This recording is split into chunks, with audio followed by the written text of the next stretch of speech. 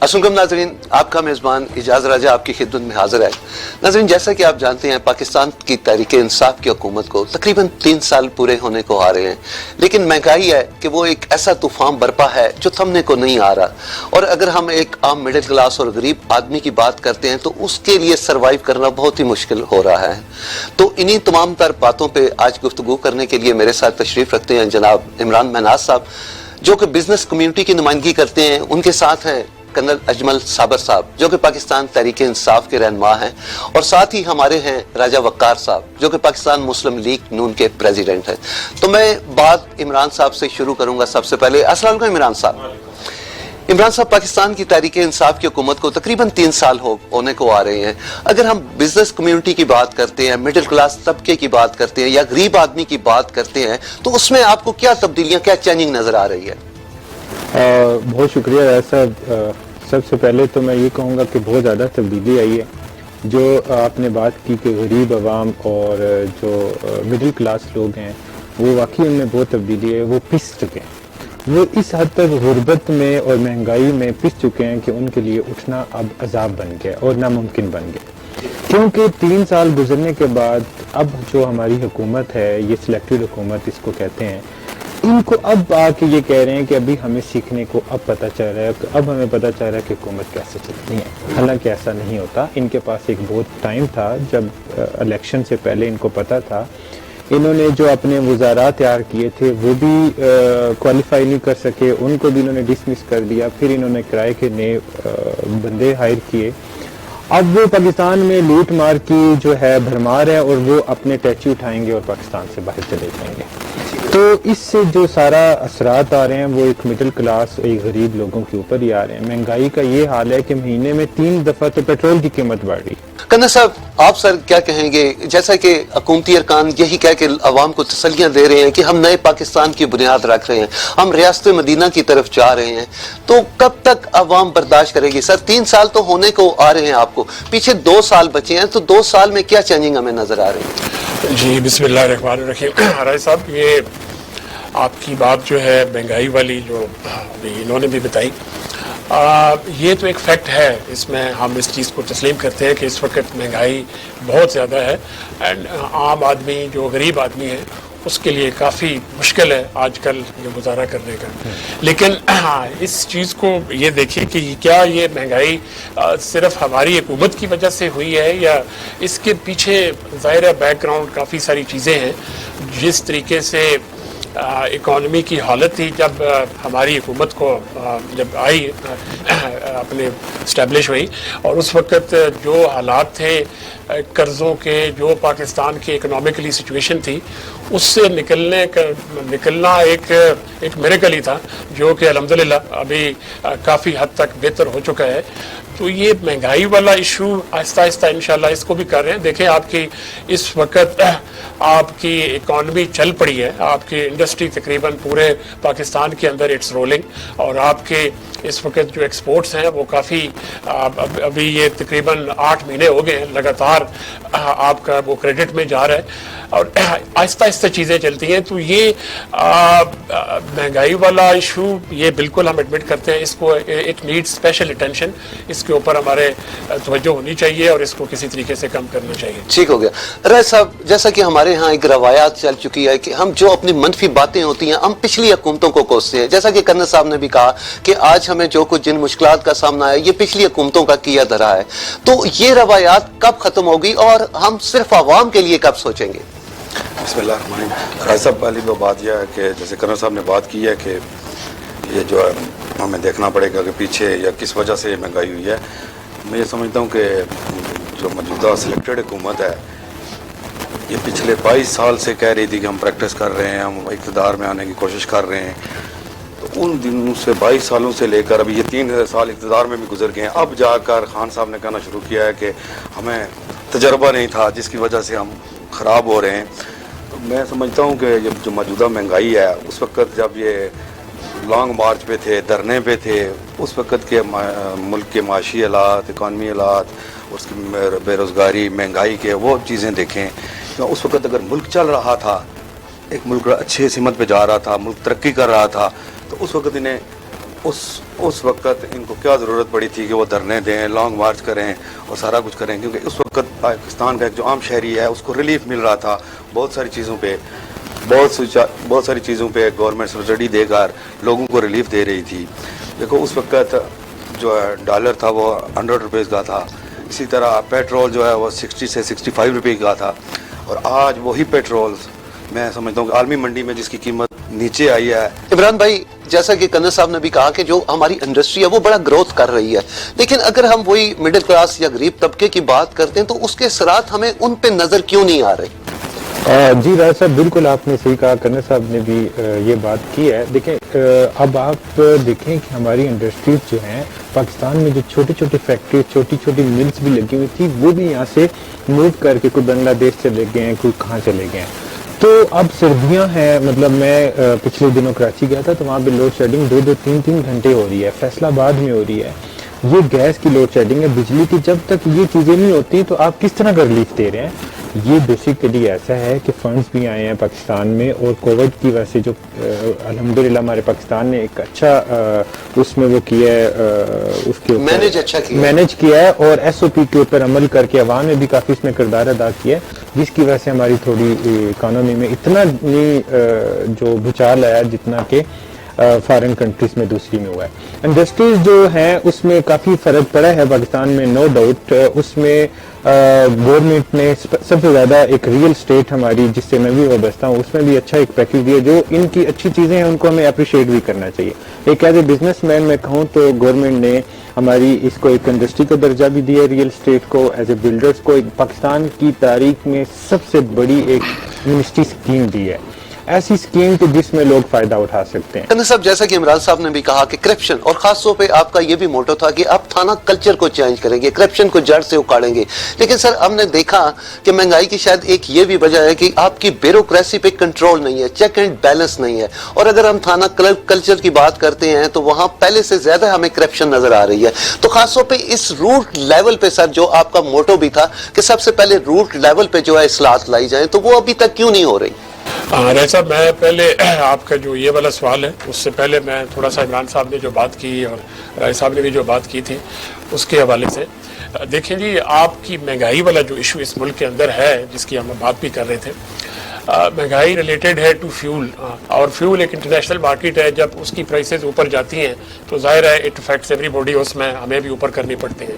اور یہ پریکٹس جو یہ بات کر رہے تھے کہ مہینے میں 2-3 دفعہ, یہ کوئی صرف ہماری حکومت میں نہیں ہوا, یہ اس سے پہلے بھی ایسے ہی تھا. بیوروکریسی کے بارے میں میں یہ کہوں گا کہ ظاہر ہے ہماری حکومت یہ پہلی دفعہ آئی ہے. اس سے پہلے پچھلے 30 سال سے پنجاب کے اندر بالخصوص نون لیگ کا دور رہا ہے, اور مرکز میں دونوں آپس میں شیئر کرتے رہے, Peoples Party as well as Noon League. Nawaz Sharif صاحب 3 دفعہ پرائم منسٹر بنے. تو ظاہر ہے یہ جو پیریڈ گزرا اس کے اندر جتنی ریکروٹمنٹ ہوئی سول سروسز میں وہ ان کے دور میں ہوئی. اینڈ مجھے یہ کہنے میں کوئی وہ پرابلم نہیں ہے کہ یہ اس میں بہت ساری ناانصافیاں بھی ہوئی, بہت سارے لوگوں کو آؤٹ آف دا وے کر کے لوگوں کو پروموشنز بھی دی گئی اور ان سے پھر بینیفٹس لیتے رہے. ہماری حکومت کیونکہ ابھی آئی ہے اور اس چیز کو ہمیں بالکل یہ ہے, میں یہ کہوں گا کہ اس میں بیوروکریسی کا ایک بڑا ہاتھ ہے. ہماری جو انیشل جو تھوڑی بہت ہی ناکامی کی وجہ جو تھی وہ صرف یہی تھی کہ جی بیوروکریسی ہمارے ساتھ اس طرح وہ کوآپریٹ نہیں کر رہی تھی. اب الحمدللہ 3 سال ہو گئے اور کافی حد تک کنٹرول ہو چکا ہے, اور اب تو میرے خیال ہے خان صاحب نے اس کو ایکٹیو رول شروع کیا ہے کہ جی نوٹس دینے شروع کیے کہ those who are not going to work ان کو شو کوز دیا جائے گا and they will have to لیو.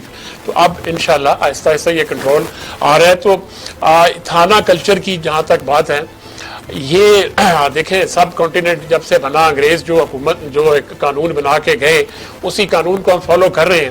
اور یہ اتنے سال جو 70 سال پاکستان کو ہو گئے, 72 سال, اس میں کوئی قانون سازی کر کے کوئی امپروومنٹ لانی تھی نا, لیکن اس سے پہلے تو ہو نہیں سکی. ہمارے پاس کیونکہ اس طرح کی میجورٹی نہیں ہے, اگر نچلے ہاؤس میں ہے تو اوپرلے ہاؤس میں نہیں ہوتی, تو ہمیں اس کے اوپر قانون سازی کر کے یہ جو تھانہ کلچر ہے اس کو شی ہیز دس کہ شی از the daughter of Nawaz Sharif, اس کا کوئی نہیں ہے, اور وہ بھی ایک پارٹی کی وائس نواز شریف ہونا کوئی جرم نہیں ہے, ایسا کوئی نہیں ہے, کوئی جرم اور پارٹی کو چلانا کوئی جرم نہیں ہے. میں کہتا ہوں کہ جس طرح آپ نے کہا آپ کی جماعت آپ अक्सर जगहों पे कहती है कर्नल साहब कि ये विरासत है, ये विरासती सियासत हो रही है, मारूसी सियासत हो रही है, ये हो रहा है, ये हर जगहों पे इसी तरह हो रहा है। आपके परवेज खटक साहब मारूसी सियासत नहीं कर रहे हैं, जहांगीर तरीन साहब मारूसी सियासत नहीं कर रहे हैं, इसी तरह बाकी जगहों पे भी इसी तरह हो रहा है। मरियम नवाज शरीफ साहिबा इस वक्त देखें, हमारे सदर पाकिस्तान मुस्लिम लीग नून शहबाज शरीफ साहब यहाँ पर मौजूद थे। आपने उन मौजूदा जो हुकूमत है उन्होंने एक जैली केसेस में उनको कोट लखपत जेल में बंद किया हुआ है। हमजा शहबाज शरीफ साहब को जैली केसों में कोट लखपत जेल में बंद किया हुआ है। और जो आपने कहा कि आपके लीडर बाहर क्यों चले गए, हमारे लीडर बाहर नहीं गए, आपने भेजे हैं, आपने भेजे हैं। और उस वक्त उनकी जो सेहत थी वो खराब थी, वो बीमार थे, और उस वक्त आपके मेडिकल बोर्ड बना हुआ था, हुकूमत आपकी थी, आपकी पंजाब में वजीर थी डॉक्टर साहबा डॉक्टर यस्मीन साहबा, उन्होंने, और फिर मेरे जो नॉलेज है उसके मुताबिक शौकत खानम के डॉक्टर्स ने भी जाकर उनको चेक भी किया और उनकी रिपोर्ट्स भी देखी। उसके बाद आपने ये फैसला किया आपकी हुकूमत ने कि हम इनको बाहर भेजते हैं। बाहर बैठे हैं और सियासत करना, मैं ये समझता हूँ कि उसके ऊपर नहीं जाते। ठीक है, वो बीमार थे, गए, अब ठीक हो गए, आज वापस आ जाए। कर्नल साहब चले, वकार साहब की बात हम मान लेते हैं कि आप लोगों ने उनको भेजा, जारी बात है बहुत से मेडिकल बोर्ड बैठाए गए, उसके बाद ही आप लोगों ने परमिशन दिया। अभी जैसा कि मरियम साहबा कह रही हैं कि उनका भी ऑपरेट होना है और वो पाकिस्तान में मुमकिन नहीं है, तो क्या आप उनको भी इजाजत दे देंगे?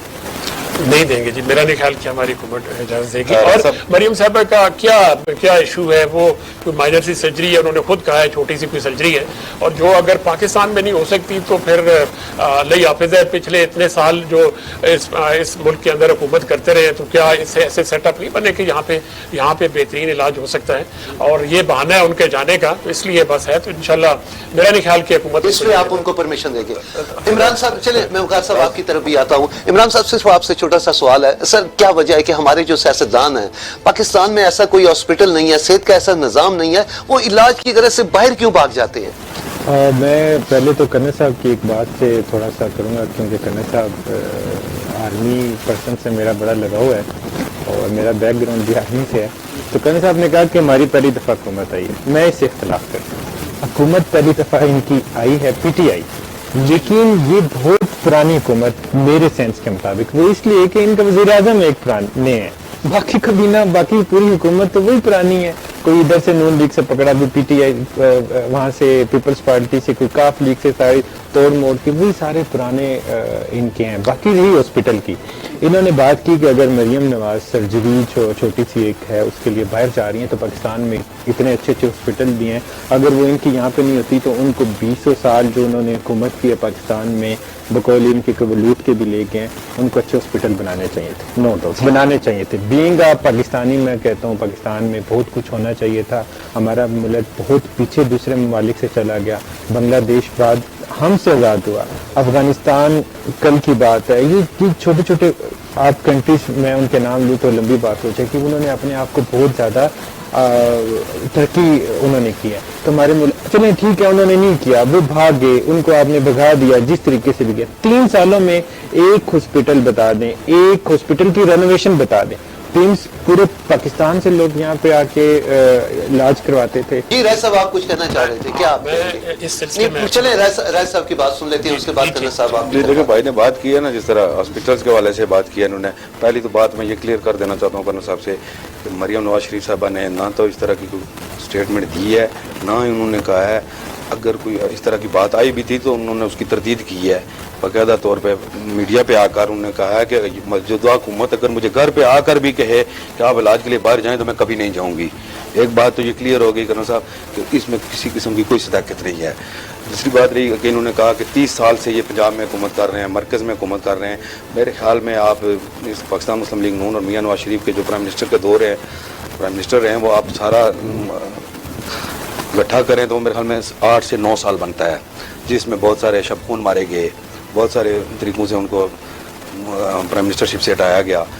उसके बावजूद भी जो कुछ मियाँ कायद मोहतरम मियाँ नवाज शरीफ ने 72 साल तारीख में इतना कुछ नहीं पाकिस्तान के लिए किया, लेकिन पाकिस्तान मुस्लिम लीग नून के कायद मियाँ मोहम्मद नवाज शरीफ ने जो 72 साल तारीख में आप जितने भी मेगा प्रोजेक्ट देखेंगे वो सारे के सारे पाकिस्तान मुस्लिम लीग को खा हुआ 90 से लेकर 2018 तक देख लें, जितने भी प्रोजेक्ट, कोई भी मेगा प्रोजेक्ट उठाएंगे वो मियाँ मोहम्मद नवाज शरीफ के नाम उस पर लिखा होगा। कर्नल साहब आप क्या कहेंगे? मैं इनकी बात के मैंने खुद ایک وہ کلپ دیکھا ایک جلسے کا جس کے اندر مریم نواز صاحبہ یہ جلسے کے اندر وہ کہہ رہی ہیں کہ میری ایک چھوٹی سی سرجری ہونی ہے جس کے لیے جو ادھر نہیں ہو سکتی، لیکن ساتھ انہوں نے یہ کہا کہ اگر یہ مجھے کہیں گے بھی تو میں باہر نہیں جاؤں گی۔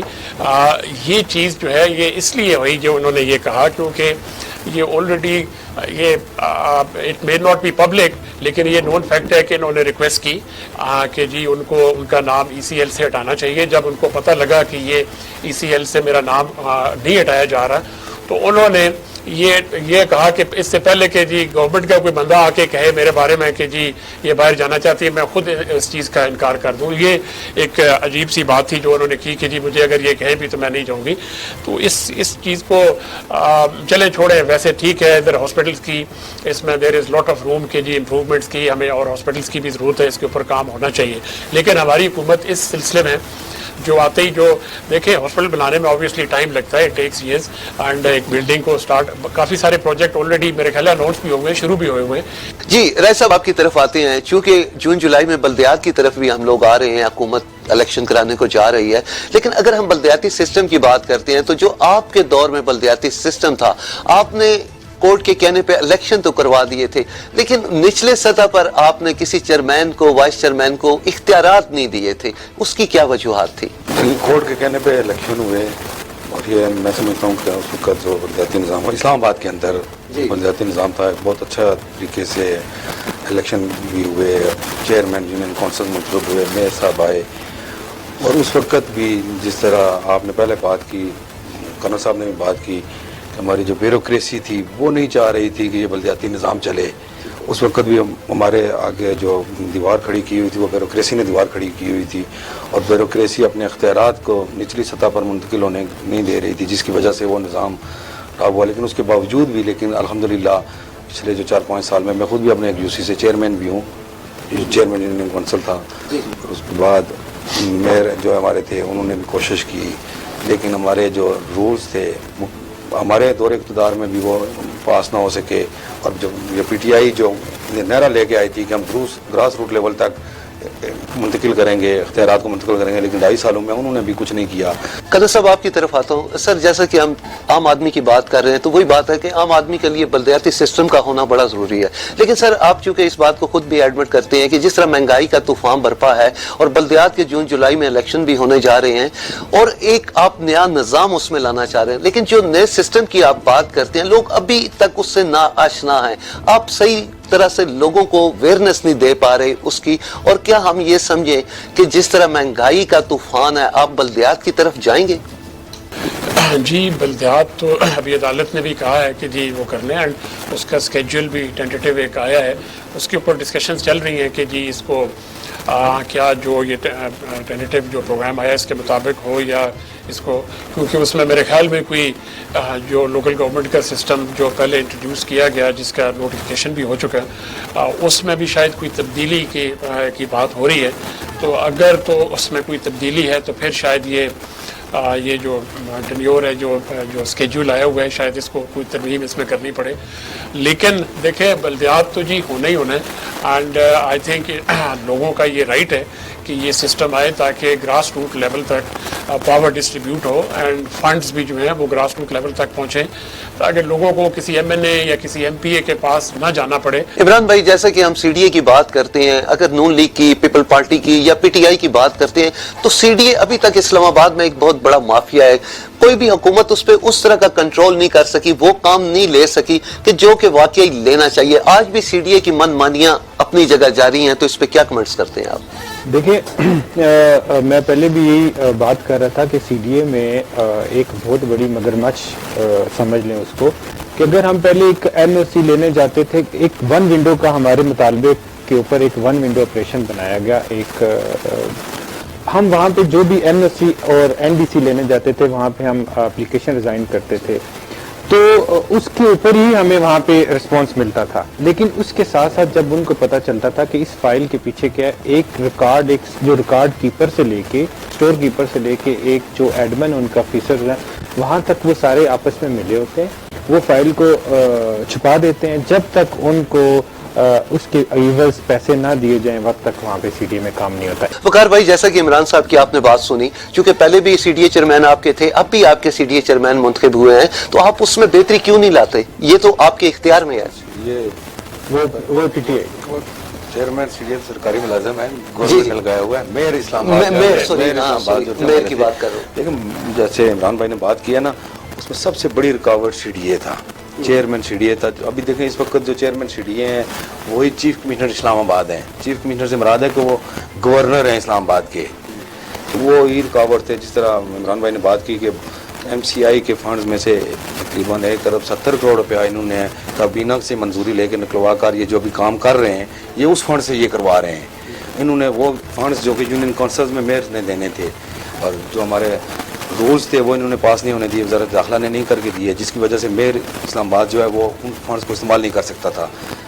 اس وجہ سے ہماری جو یہ پرابلم بنتی رہی ہے. اور میئر کے پاس کوئی اختیار نہیں تھا، میئر کے پاس جو ہے فنڈ استعمال کرنے کے اختیار نہیں تھے. یہ چیئرمین سی ڈی اے ہی، کیونکہ جو ہمارے پاس سٹاف تھا وہ بھی سی ڈی اے سے ہمیں دیا گیا تھا اور بہت سارے ڈائریکٹریٹ جو تھے وہ سی ڈی اے سے دیے گئے تھے.